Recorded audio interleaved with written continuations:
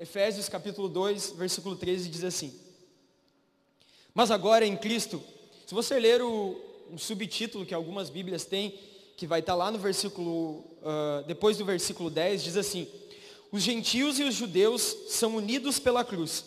E agora vamos lá para o versículo 13, diz assim: mas agora em Cristo, vocês que antes estavam longe, foram aproximados pelo sangue de Cristo. Porque Ele é a nossa paz, o qual de ambos fez um, tendo derrubado a parede da separação que estava no meio da inimizade.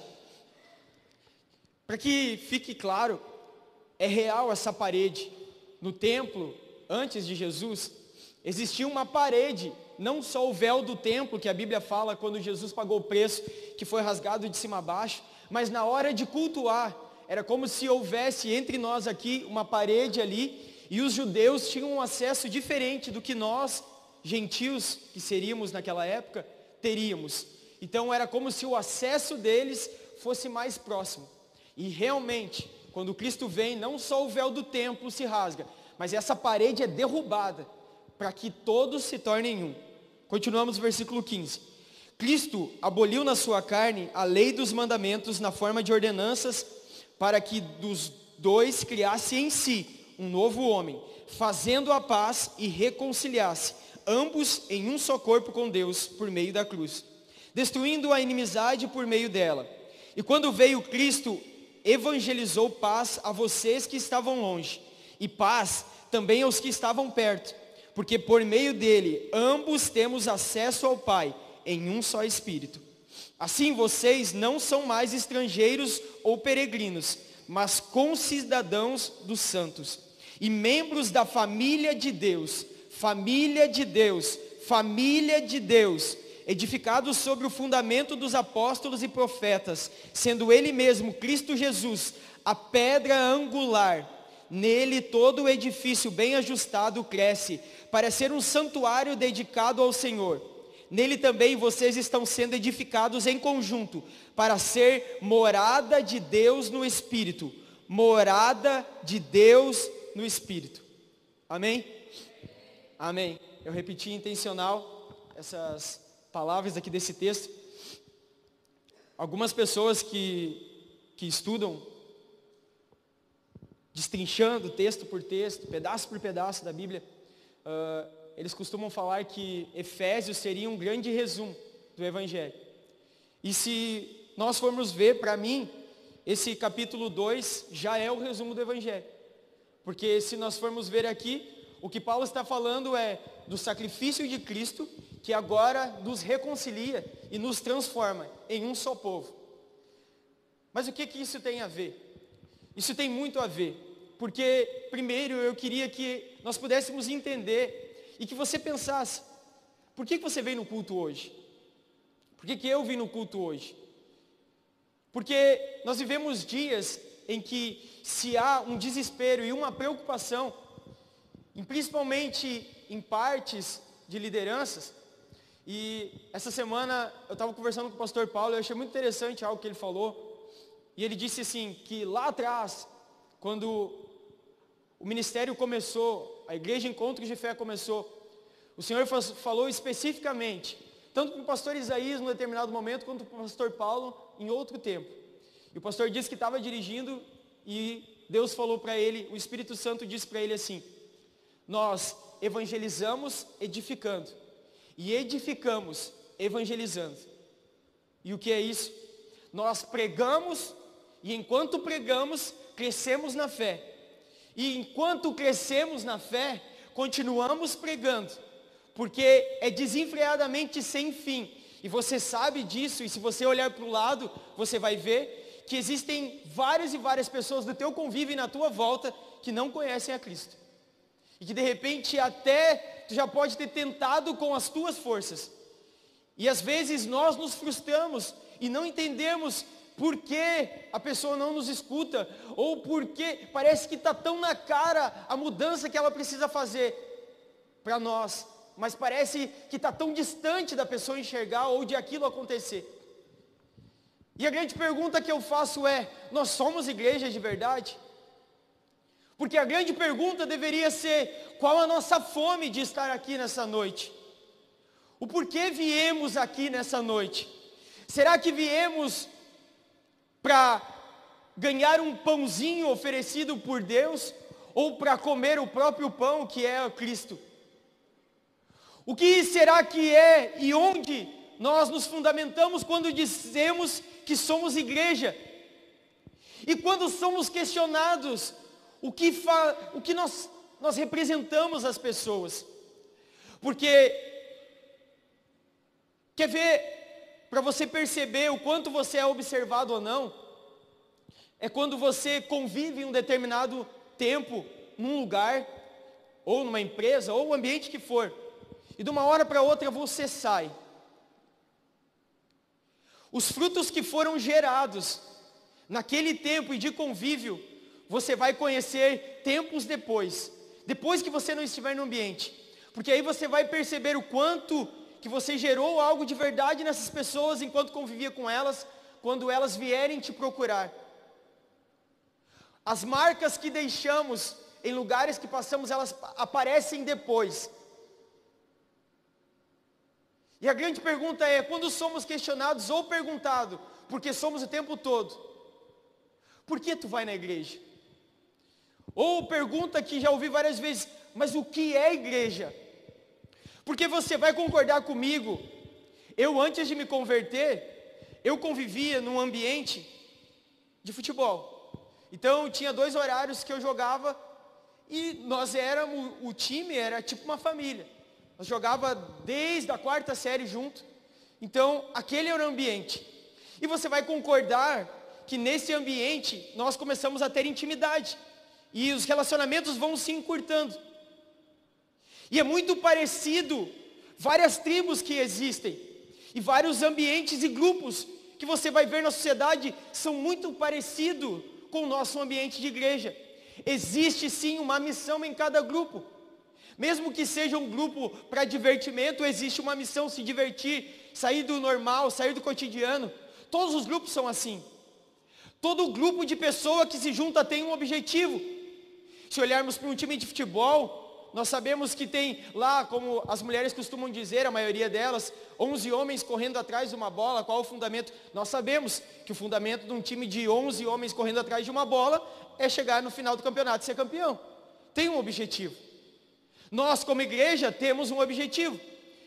Chegar no dia, ou que o Senhor nos chamar, ou no dia da sua vinda, se o encontrarmos, que possamos ouvir da boca dele, servo bom e fiel, entra no gozo do teu Senhor. É aquilo que esperamos e eu acredito que é o que você espera. Mas aqui, resumidamente, diz exatamente o que nós somos. Porque aqui ele diz, e por isso que eu enfatizei, para o Pai, e se você lembrar da Trindade, você vai ver isso, ele está deixando bem claro. Nós somos uma família para Deus. Porque agora juntos, nesse aglomerado, nós somos a família de Deus. Antes, na antiga aliança, antes do sacrifício de Cristo, antes de Cristo derramar o seu sangue e unificar esse povo, existia uma separação dos judeus e dos gentios. Agora não há mais separação. E eu te digo essa noite, não sei se você está aqui pela primeira vez, mas você nessa noite, se aceitar a Cristo e deixar Ele entrar no teu coração, você também é mais um membro da família de Deus, que o Senhor e o seu sacrifício nos chama, para sermos família de Deus. E Ele continua e Ele diz que para Cristo nós somos o corpo, porque Ele diz que Cristo é o cabeça. Portanto, a partir do momento que entramos na família de Deus, nós temos alguém que governa o nosso corpo, o cabeça, que é Cristo. Então agora nós nos movemos debaixo de uma autoridade e de um caminho, Cristo, porque agora a metanoia do Evangelho, a palavra de Deus faz com que pareçamos loucos ao mundo, porque as nossas escolhas começam a ser totalmente diferentes do que um dia nós escolhíamos. E ele termina dizendo no 22, e é aqui o grande fundamento, e é aqui que eu quero que nós pensamos um pouco, uma morada para Deus no Espírito. Porque a partir do momento que aceitamos Cristo, agora regidos pelo Espírito Santo, nós, e não aqui esse prédio, localizado aqui no centro, com uma placa Encontros de Fé, é a igreja. Você, eu, família de Deus, corpo do cabeça que é Cristo, somos gerados como igreja pelo Espírito Santo, porque agora eu e você, e nessa família unidos, formamos a igreja de Cristo. Isso precisa estar muito bem fundamentado em nós, e isso é uma forma muito simples de se explicar o Evangelho, e isso é uma forma de pregarmos o Evangelho.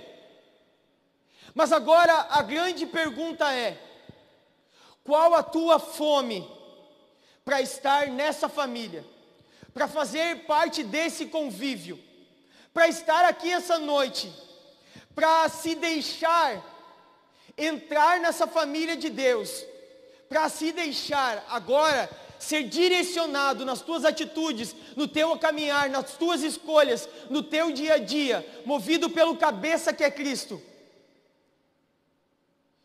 e também gerado pelo Espírito Santo em ti, porque a Bíblia diz que o Espírito Santo em nós, ele edifica, ele reaviva, ele traz vida ao nosso espírito, para entendermos que é Deus em nós.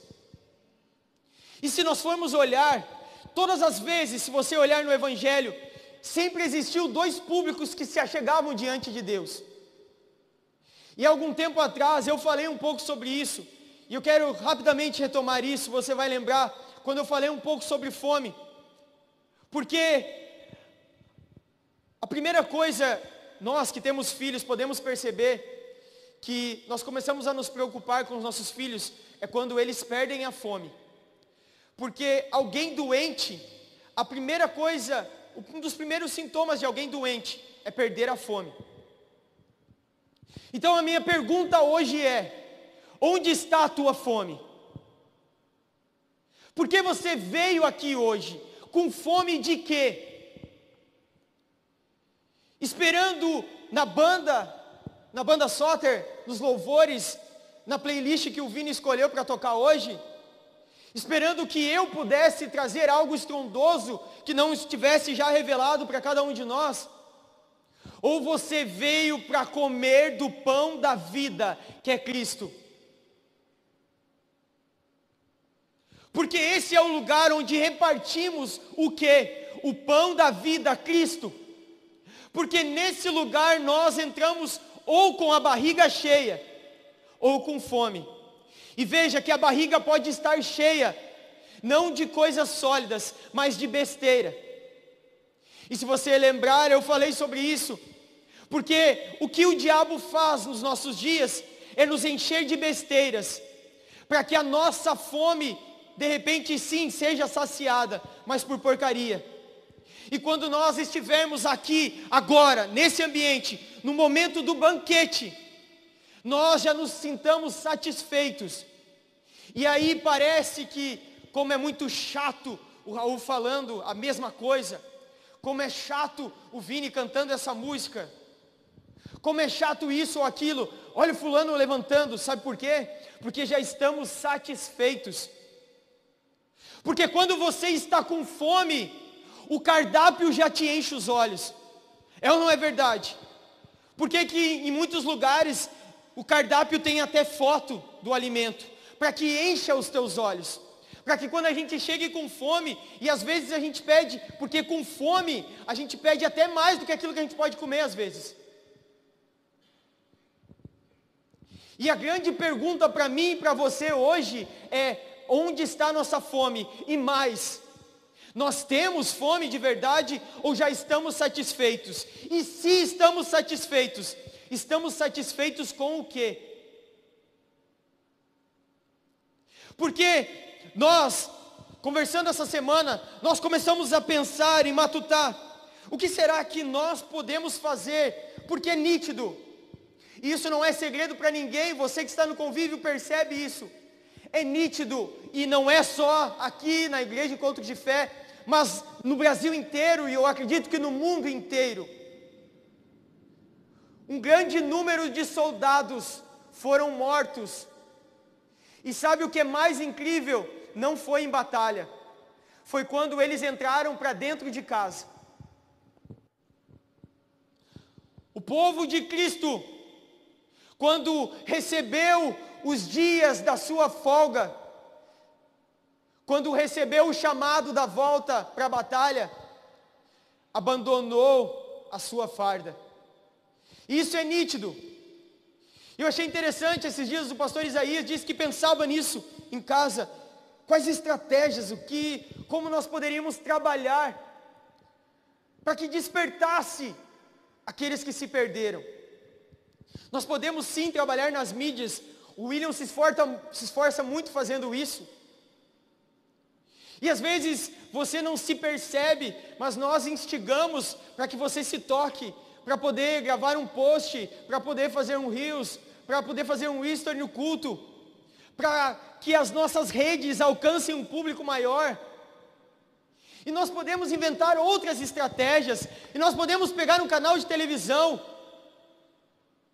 mas nada disso vai mudar, porque o Espírito Santo foi bem claro e falou para o pastor Isaías: a única coisa que move o meu coração é jejum e oração.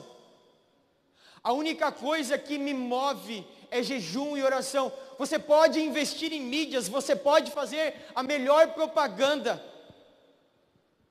mas a única coisa que traz fome de verdade é jejum e oração. É colocar o rosto no pó, é quebrar o nosso eu, é deixar com que o Senhor nos molde, é deixar com que o Senhor nos mostre quem de verdade nós somos e aonde de verdade estamos sendo e nos alimentando. Porque nós escolhemos aquilo que comemos. Nós temos o privilégio de fazer isso.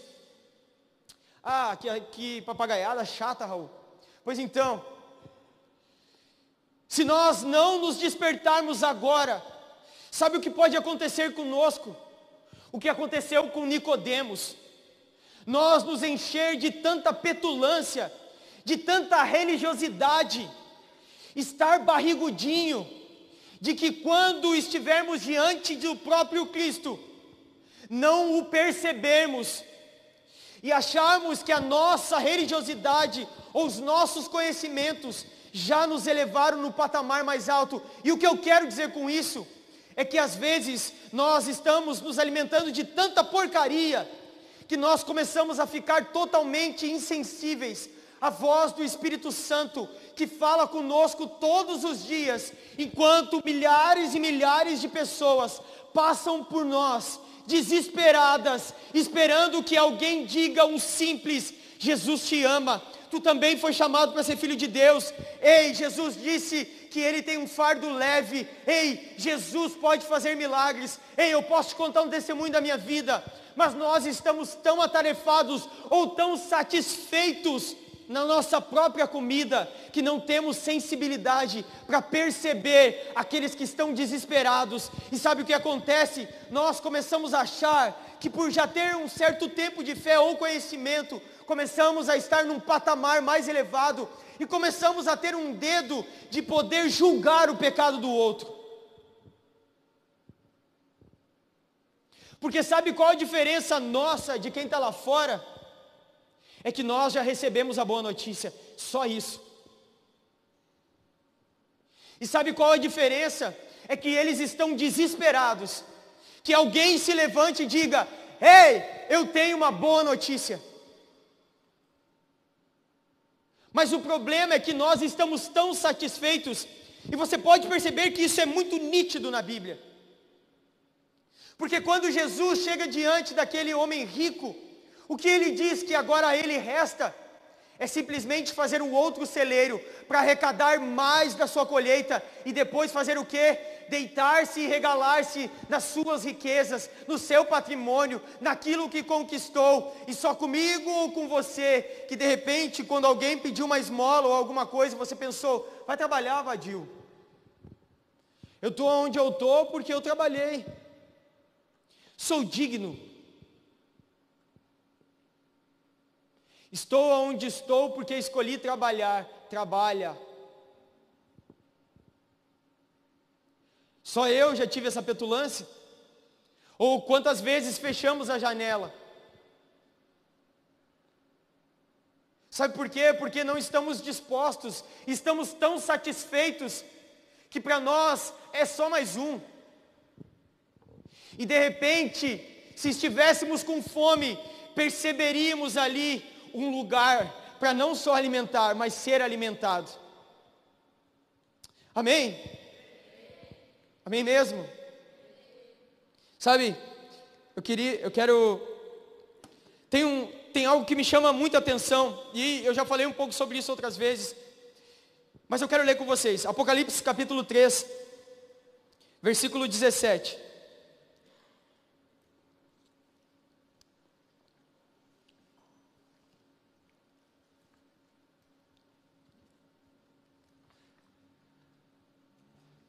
Que silêncio. Apocalipse capítulo 3, versículo 17. Diz assim: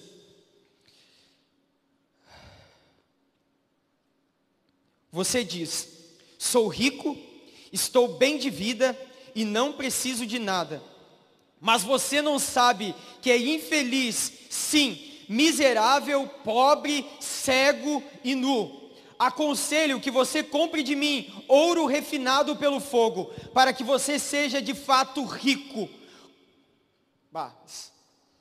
Vamos ler de novo e prestar atenção? Você diz, sou rico, estou bem de vida e não preciso de nada. Mas olha o que ele diz que você é, que eu sou. Mas você não sabe que é infeliz, miserável, pobre, cego e nu. Aconselho-te que você compre de mim ouro refinado pelo fogo, para que você seja de fato rico.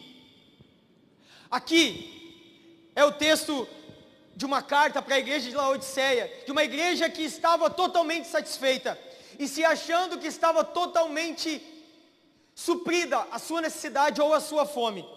E aí, para sua surpresa, a Bíblia diz, você não sabe que você é pobre, cego e nu, diante dos meus olhos. Então, diante dos olhos de Deus, aquele que estava totalmente satisfeito, era pobre, cego e nu. Isso é o que Jesus fala que ele é. Só que daí depois, Jesus diz, e aqui é uma confusão na cabeça, aconselho que você compre de mim ouro refinado pelo fogo, para que você seja de fato rico. Como alguém que é pobre, miserável, cego e nu, compra ouro refinado para ser rico. E eu entendo que aqui é exatamente para onde o Senhor quer que nós possamos ser levados. Sim, nós não temos nada. E sabe qual seria, vamos dizer, o valor, o dinheiro, a moeda de troca, o câmbio de nós para com Deus? Ser exatamente isso, pobre, cego e nu, ter fome. Porque aí ele diz, em mim você será rico, em mim você encontra o alimento. Porque quando estamos totalmente debilitados, pobres, cegos e nus, encontramos o verdadeiro alimento. Em quem? Em Cristo. E só quando estamos debilitados é que buscamos o alimento verdadeiro. É ou não é verdade? É só comigo? Ou não é só nos momentos mais difíceis, de maiores dificuldades, que aí oramos mais, que aí buscamos mais, que aí jejuamos, que aí clamamos, que aí queremos encontrá-lo? Porque nesse ponto, nós chegamos ao ponto de estar pobre, cego e nu. E não são esses os momentos que somos mais alimentados, porque quando estamos debilitados, o alimento verdadeiro vem e recai sobre nós. É como se o Senhor estivesse dizendo o tempo todo, esteja com fome, porque o meu banquete está preparado o tempo todo para te saciar. Mas sabe qual o problema? O problema é que nós estamos buscando só esse banquete. Porque esse banquete dá status, porque esse banquete nos traz representatividade de alguém que na maioria das vezes não somos, como um fruto de plástico, que muitas vezes parece muito mais apetitoso ou saboroso do que um verdadeiro, e somente quando você pega, você percebe que não é real. Então eu estou aqui nessa noite, para ser chato e dizer que não está tudo bem a gente deixar de congregar. Não está tudo bem nós não termos devocional diário. Não está tudo bem a gente não jejuar mais. Não está tudo bem nós não nos colocarmos em resposta às pessoas que estão clamando. Não está tudo bem. E eu fui chamado para ser esse chato que fica dizendo toda a vida que não está tudo bem.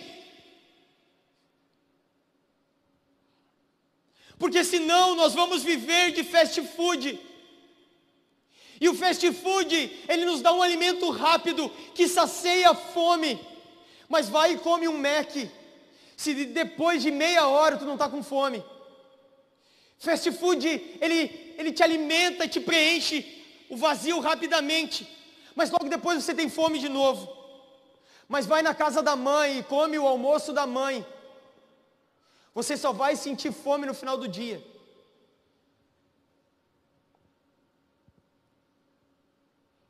E o almoço da mãe nosso é a palavra de Deus. Esse é o verdadeiro alimento. Ah, beleza, Raul. Tu vem e apresenta um monte de problema. E agora? E agora eu tenho a solução. O que o Senhor espera de nós? Que nós estejamos insatisfeitos. Salmo 24, que foi o que o Géser abriu o culto. Uma coisa pedi ao Senhor e a buscarei. O quê? Que eu possa habitar na sua casa, que eu possa ter uma casa no seu esconderijo, que eu possa habitar no lugar onde a tua presença está. Só que eu quero te dizer uma coisa: escolher habitar nesse lugar não traz status, não traz history, não traz posições de altar, não traz voz muito ativa. Porque isso é lá no nosso quarto, é lá onde ninguém vê, é no escondido, onde não tem câmera, onde não tem holofote. Mas a grande pergunta é: aonde está a nossa fome? É pelo fast food ou é pelo aquilo que é sólido? É pelas porcarias do mundo ou pelo aquilo que vem do Senhor? Porque o mundo está gritando e gemendo para que nós nos levantamos. E todas as vezes que homens se levantaram e se colocaram diante de Deus com essa fome de querer estar nesse lugar, eles foram totalmente satisfeitos. E quer ver isso comigo? Eu anotei alguns textos e eu quero ler com vocês. E eu sei que tem ceia, fica tranquilo, eu não vou demorar. Vamos lá comigo? Eu quero que você leia todos eles junto comigo. Êxodo, capítulo 19. Eu não vim só trazer problemas, eu vim trazer a solução essa noite, através da palavra de Deus para as nossas vidas. Êxodo 19, capítulo 16, versículo 16. Êxodo 19, 16. Diz assim: ao amanhecer do terceiro dia, houve trovões e relâmpagos, e uma espessa nuvem sobre o monte, e muito forte clangor de trombeta, de maneira que todo o povo que estava no arraial se estremeceu. Aqui está dizendo do encontro com Deus, com o povo e Moisés. Eles não podiam não só ficar de pé, mas eles estremeciam na presença de Deus. E quando nos achegarmos na presença de Deus com fome, nós não vamos ter só um arrepio. O problema é que nós estamos conformados simplesmente com vir à frente, receber uma oração, sentir um arrepio e acabou. E a semana que vem a gente espera pelo próximo encontro, para que aí, quem sabe, alguns Moisés se levantem e eu receba de novo um pouquinho, um vislumbre, o aperitivo da presença de Deus. Nós precisamos ter fome para estremecer na sua presença. E quer ver outro texto? Isaías, capítulo 6. Eu acho que eu já li esse texto umas 1 milhão de vezes. Isaías capítulo 6, versículo 1. No ano da morte do rei Uzias, eu vi o Senhor assentado sobre um alto e sublime trono, e as abas de suas vestes enchiam o templo. Serafins estavam por cima dele, cada um tinha 6 asas, com 2 cobria o rosto, com 2 cobria os seus pés, e com 2 voava. E clamavam uns para os outros, dizendo: Santo, Santo, Santo é o Senhor dos exércitos, toda a terra está cheia da sua glória. As bases do liminar se moveram, a voz do que clamava, e a casa se encheu de fumaça. Então eu disse: na presença de Deus, quando buscarmos, isso vai acontecer, quando estivermos realmente com fome. Ai de mim, estou perdido, porque sou homem de lábios impuros, habito no meio de um povo de impuros lábios, e os meus olhos viram o Rei, o Senhor dos exércitos.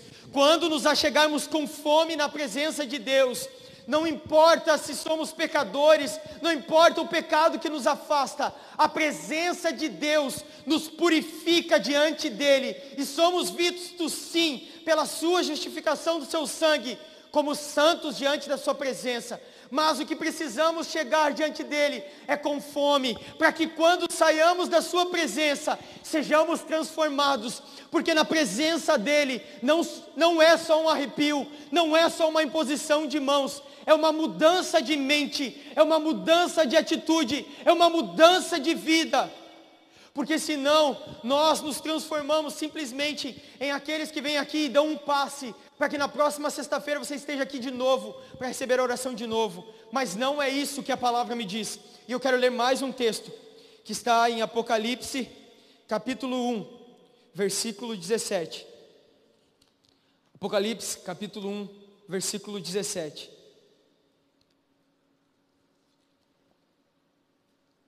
Ao vê-lo, caí aos seus pés como morto, porém ele pôs sobre mim a mão direita, dizendo: não tenha medo, eu sou o primeiro e o último.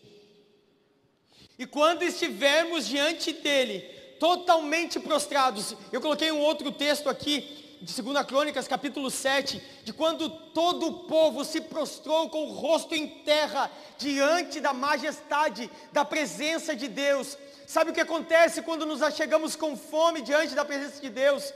Não precisa haver um apelo no final do culto. Não precisa o Vini dizer: levante as suas mãos. Por favor, levante as suas mãos. Levante a sua voz para cantar. Quando nos achegamos com fome na sua presença, o amor dele nos constrange. E o que cabe a nós é somente render o nosso ser diante da sua presença, cair diante dele, para que sejamos totalmente satisfeitos. Amém? Amém mesmo? Eu quero convidar você para se colocar de pé. Alguém me dá mais 5 minutos? 5, 10, 15, 20. Fechou? Obrigado. Já vou terminar. Eu anotei um texto, e é o último texto que eu prometo que eu vou ler. Mateus, capítulo 28.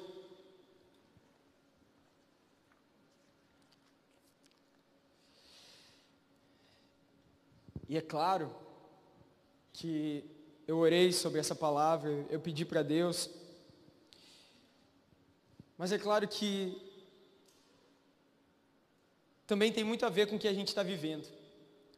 E como vocês sabem, amanhã nós vamos ter o Peregrino Outside.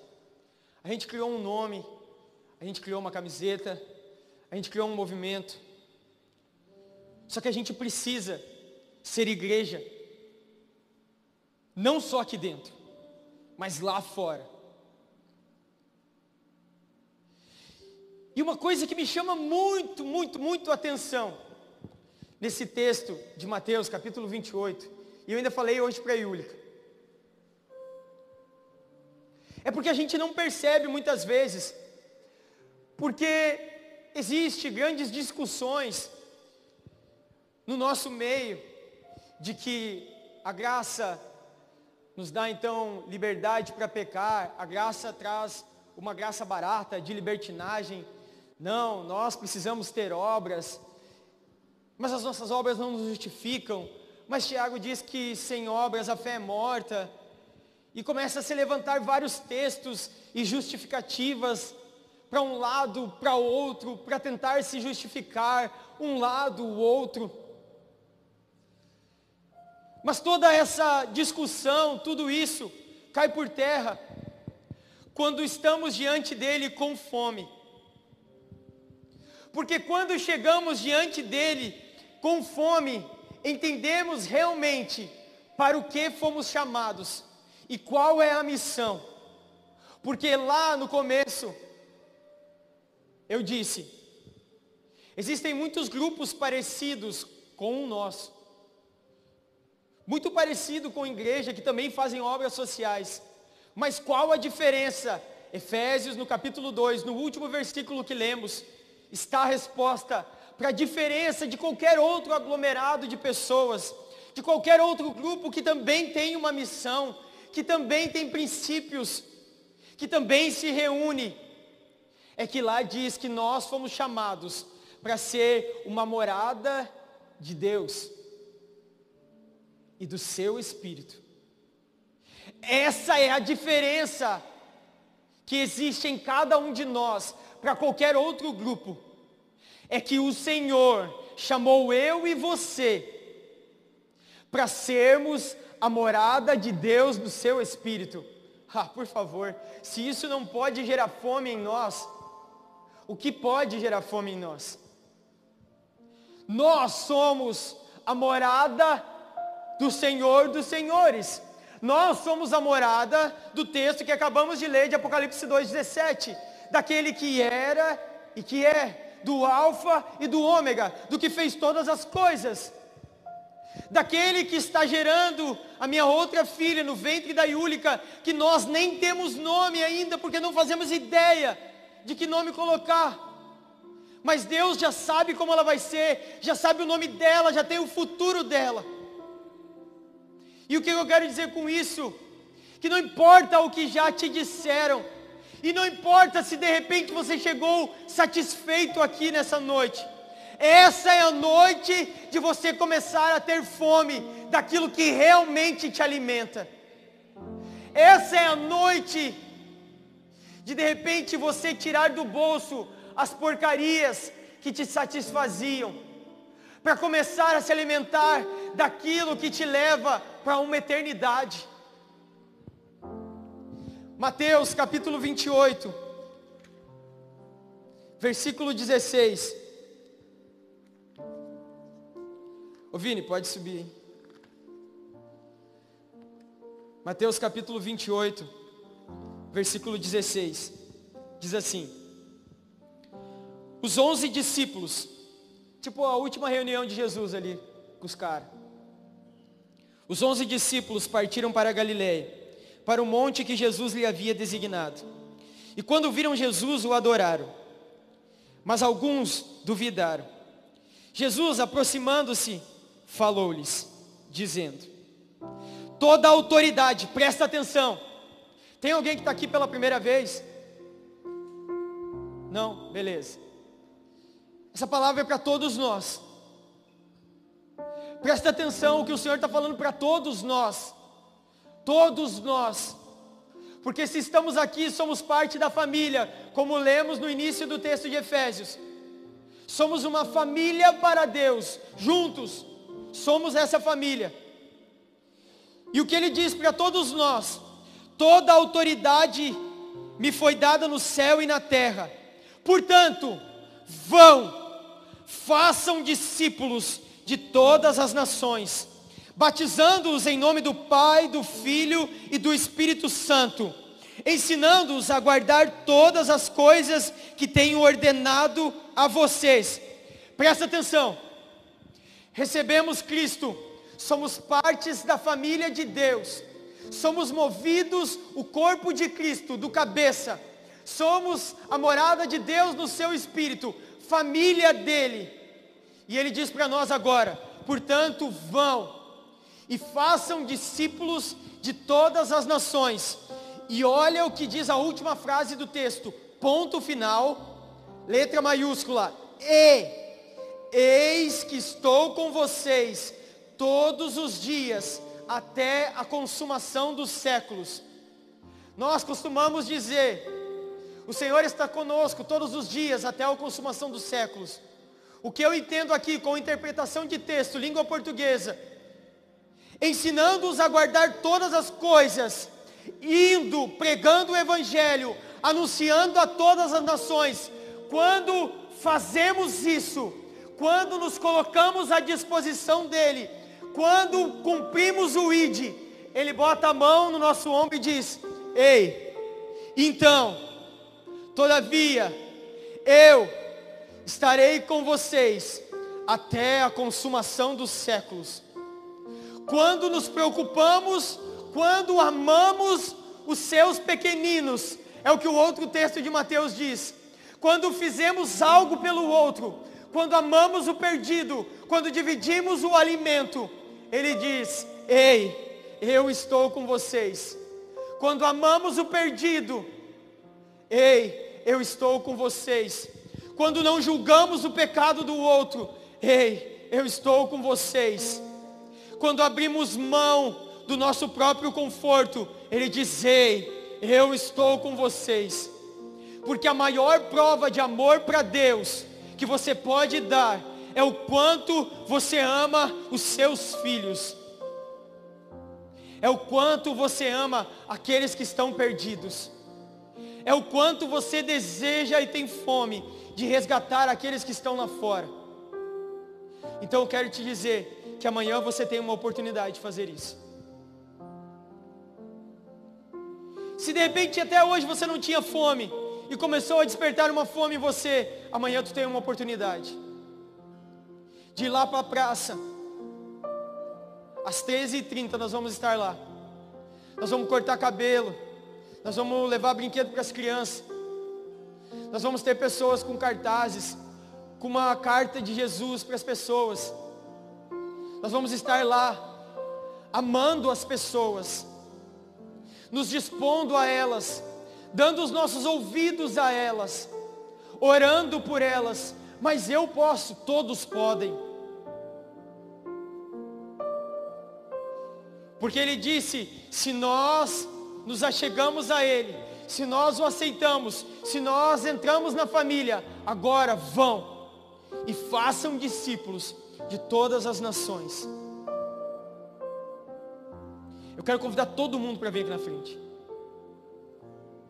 Certo?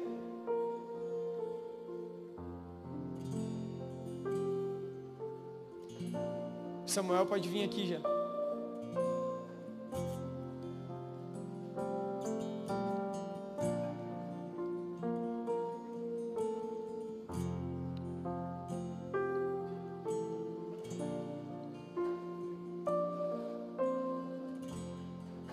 Sabe, eu sei que existem normativas e coisas que são costumes que a gente faz.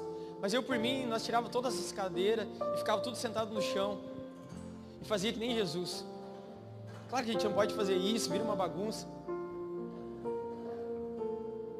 Mas quanto mais perto a gente está, pode vir mais perto aqui, ó, tem um monte de buraco aqui.